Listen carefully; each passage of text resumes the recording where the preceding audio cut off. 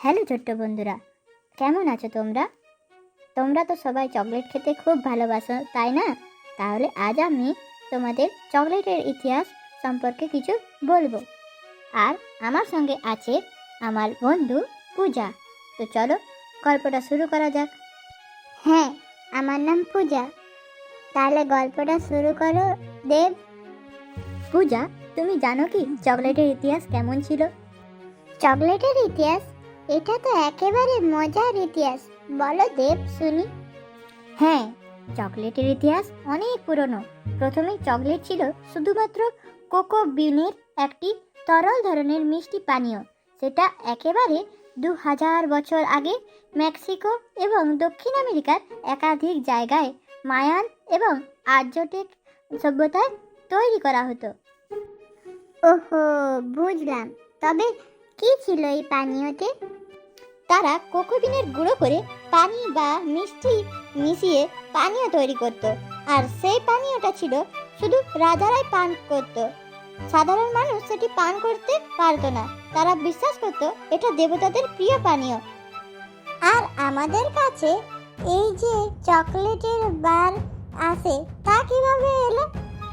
ওহো, এটা একটা খুবই মজার কাহিনী। 1519 সালে স্প্যানিশ অ্যাডমিরাল হার্নান কোর্টেস মেক্সিকোতে গিয়েছিলেন। তখন আর্যটেকদের রাজা মনোটেজুমা চকলেট পানীয় খাচ্ছিলেন। কোর্টেস মেক্সিকো থেকে চকলেট নিয়ে স্পেনে ফিরলেন। তারপর সেখানে চকলেট নিয়ে নতুন রেসিপি তৈরি হলো। তাহলে কি সেটা আমাদের মতো চকলেটের বার হয়ে উঠেছিল?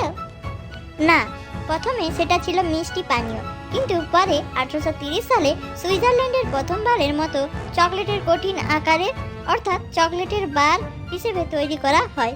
সেই সময়ে চিন্তা করা হয় চকলেট কেবল পানীয় নয়, এটা খাওয়া যেতে পারে। ওহো, এখন বুঝতে পারলাম। কিন্তু চকলেট তৈরি করার জন্য কি কি উপাদান ব্যবহার করা হয়? চকলেট বানাতে প্রধানত কোকো বিনের গুঁড়ো, চিনি, দুধ আর সামটাইম মাখন বা ক্রিম ব্যবহার করা হয়। তবে সুইজারল্যান্ডে এক বিশেষ ধরনের চকলেট তৈরি হয় যেখানে কোকো বিনের মান সবচেয়ে ভালো। এটা তো খুবই মজার বিষয়। তুমি জানো কি 1847 সালে প্রথমবারের মতো আধুনিক চকলেটের বার তৈরি হয়েছিল, যার নাম ছিল ক্যাডবেরি। হ্যাঁ, এরপর চকলেটের জন্য বহু নতুন নতুন রেসিপি তৈরি হতে থাকে এবং 1900 সালের দিকে চকলেট পুরো পৃথিবী জুড়ে জনপ্রিয় হয়ে যায়। তাহলে এখানকার সেই মিষ্টি চকলেটের ইতিহাস ছিল অনেক রোমাঞ্চকর। ঠিক বলেছে পূজা।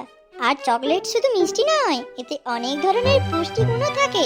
কোকোতে থাকা অ্যান্টিঅক্সিডেন্ট, যা আমাদের শরীরের জন্য অনেক ভালো।